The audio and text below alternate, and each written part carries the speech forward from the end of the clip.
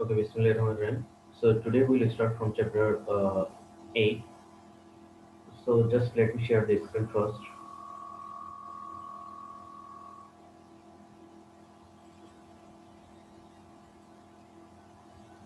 Okay. So today we start from chapter 8.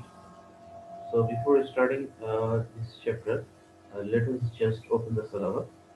So what are the syllabus that one is left for this course? That one is magnetic properties of the material, magnetic moment, magnetizations, relative permittivity, then different types of magnetic materials, origin of ferromagnetism, then magnetic domain, soft and hard magnetic materials, then lastly ferrites. Okay, after that there will be an introduction to the superconductivity, zero resistance, then Mason's effect, then type 1 and type 2 superconductors, and the critical current density. So what I will actually try to complete this magnetic properties of this material. After that, there will be a very short lecture based on this superconductivity. Okay. Okay. So let's start our today's lecture. So in our today's lecture, that one is the first one, magnetic properties and the superconductivity. So we know that most of the, not most of the, many of the electrical engineering devices such as inductor, transformer, these sort of devices are built up with some coil type things, right? And if we look at our uh, household application, that means devices or the industrial device, most of the cases we know that most of the loads are inductive, right? So what is called inductor? So inductor, that means that one is something like coil, and we know from the very basic of electrical engineering, or from the very basic of the source of energy. That means there are three field. That means number one is electrical field, number two is magnetic field, number four is mechanical field. So among these three field, if we can if we can combine two field, then the third field will automatically generate. So magnetic field or the magnetic properties of a material is very close related to electrical engineering and also very close related to the mechanical engineers. Okay. Now, uh, at the very beginning there is a short article, so you can also go through this thing. Uh, this part is just introductions to the magnetic material. So I think most of you have learned these sort of things from your higher secondary levels. That means there are different types of uh, magnetism, ferromagnetism, then paramagnetism, and these sort of things. Now let us start from article number 8.1. That one is the magnetization of the matter. So first one will be the 8.1.1, the magnetic dipole moment. So uh, what is called magnetic dipole moment? Okay, so let us, if we consider a current loop, say for example, if this one is a that means one dimensional current loop, then if this one is a one dimensional current loop and the area of this loop, that means this circular path is a, and the that means the amount of current is I, then look, uh, so you know that unit vector, this unit vector un will move in the upward directions. And if the direction of this current is opposite to this direction, then that unit vector will go the downward directions.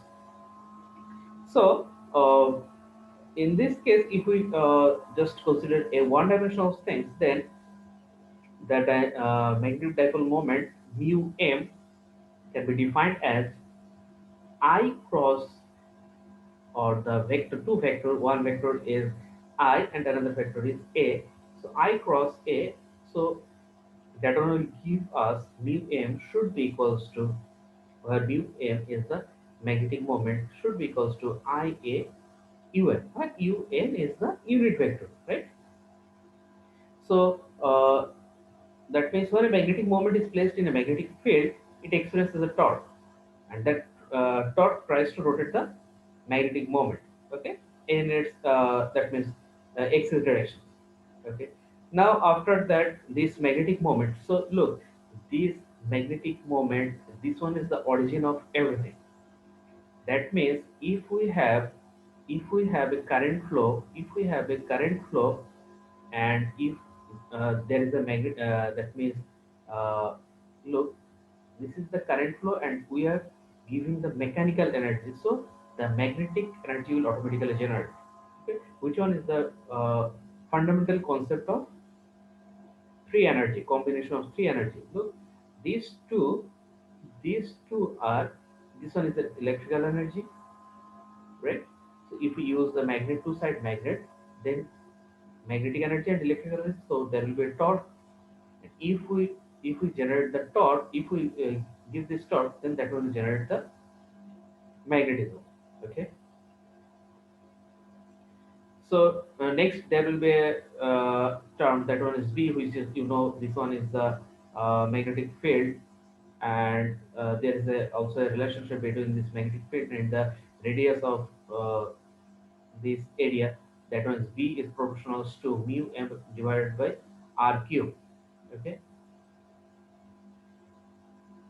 Now the atomic magnetic moments, that means if we consider this one is an atomic scale, then we will consider that there will be an orbital magnetic moment. So that one we can define as mu O or B.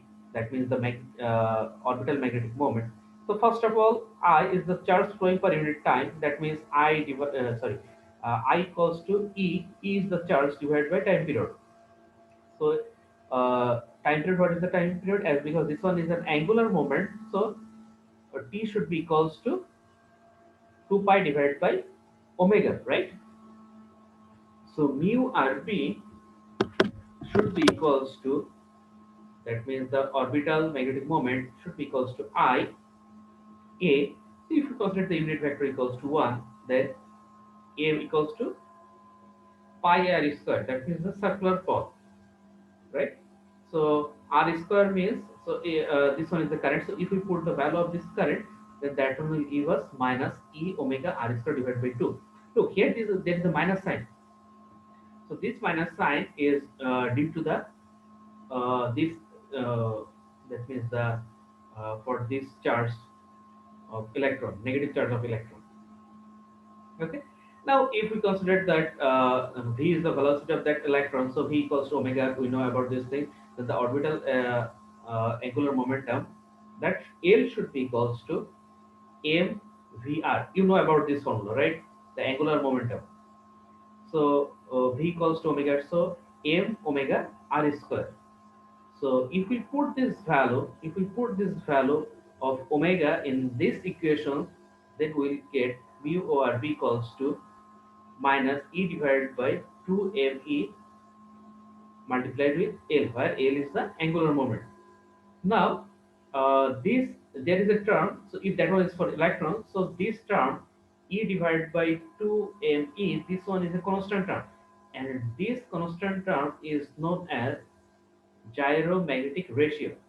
That means this one is the ratio of that means the charge of an electron divided by the twice mass of the electron. Now, similar type of thing, as this one is an angular momentum, so we know that there is an is then spin electrons. So if that one is an intrinsic angular moment S, then this spin electron magnetic moment is defined as S. So we know there is a this spin is that means half of our L. Uh, so mu spin equals to E divided by M is, okay. That means there are two spin. Okay.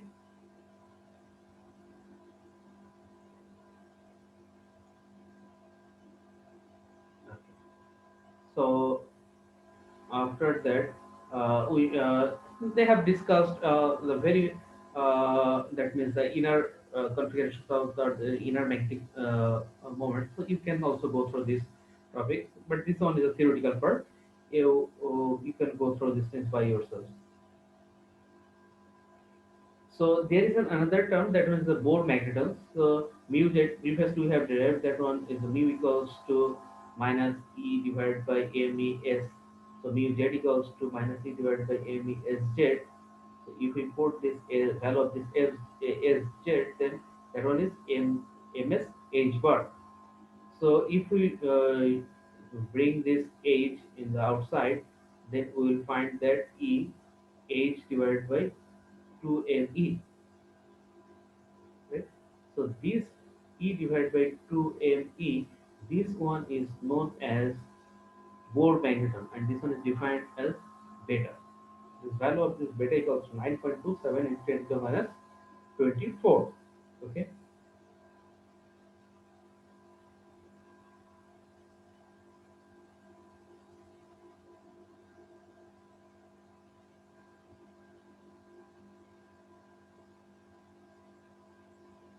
Next one is article number 8.1.3. That one is the magnetization vector. So magnetization vector, that one is defined as m. So if we now this one is a three-dimensional thing, that the distance between that means the starting of this coil and the ending of this coil is L. So this magnetic field is defined as B naught.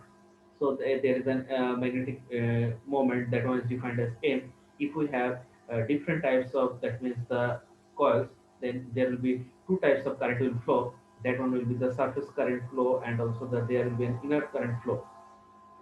So combining these two things, we will find that this magnetic field, or this magnetic field is defined as B naught equals to mu naught Ni. So this that Ni means the number of, that means the conductors, or the number of coils inside this magnetic field, and I is the that means the current flow for each conductor. So that can be equals to, we can write down this combined from Ni equals to N prime. So where N prime is the current per unit length, that means the total length. Okay. Now the next one will be, that the magnetic dipole moment per unit volume, M equals to 1 divided by delta V and mu mi. So just put these values here. This one is defined as the magnetization vector. Okay. So you can go through this thing. Next, the magnetic moment, which one is given. So total magnetic moment equals to M multiplied with the volume. So we know the total with the volume. Volume is the area multiplied with the length. So if the area is A and the length is L, then V equals to cross area multiplied with the length. So total magnetic moment should be equals to Im La, and equating this total magnetic moment, we can find that I equals M equals to Im. Next one will be the magnetizing field and magnetic field intensity, that you know about this H. So this magnetic field B equals to mu naught I prime plus Im, that means the total surface current, and also the uh, that means the current flowing per unit length. So mu naught I prime, that can be defined as B naught, and mu naught Im, that can be equals to, as because Im equals to M, so mu naught M. So you can write this B equals to B naught plus mu naught M. This one is known as the magnetic field in a magnetic medium. Okay. So what is the magnetizing field H? So magnetizing field H equals to the that means B divided by mu naught minus M. So we can write down this H equals to 1 divided by B naught by H equals to B naught divided by mu naught. And sometimes this one is known as the magnetic field intensity. So similarly, as if there is an n number of conductors, then, or n number of wires, then H equals to Ni. Then the next topic will be the 8.1.5, magnetic permeability and the magnetic susceptibility. So mu equals the ratio of magnetic field divided by the magnetic intensity, P divided by 8 equals to magnetic permeability mu, and the magnetic susceptibility. Sorry, Another thing is that mu r equals to, that is the ratio of b divided by b naught. So mu equals to mu naught mu r. Next one will be the magnetic susceptibility. So this magnetic susceptibility is defined as M equals to, this one is symbol, X type symbol is known as psi, XMH. So same way, just put the values, B equals to mu naught H plus M, then put the rest of the values, then we will find this thing. Next, if we take the common from both sides, then we will finally will get mu R equals to 1 plus psi M, right? So this formula is important. Now this table number 8.1. So this one is the summarization of our all. That means the up to now what we have learned. This one is the summarization. You can go through this thing. So try to explore the example number 8.1. Next example number 8.2,